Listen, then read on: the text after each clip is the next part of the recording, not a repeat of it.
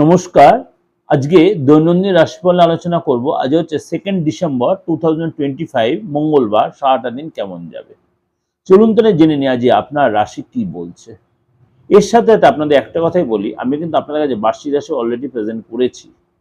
বার্ষিক রাশিফল 2026 আপনাদের কাছে প্রেজেন্ট করেছি এবং সমস্ত গ্রহের ট্রানজিট নিয়ে আলোচনা করছি। আপনাদের যদি ইচ্ছা হয় অবশ্যই আমার এই চ্যানেলে আপনি সার্চ করে দেখে নিতে পারেন। চলুন তাহলে জেনে নিই আজকে আপনার রাশি কি বলছে।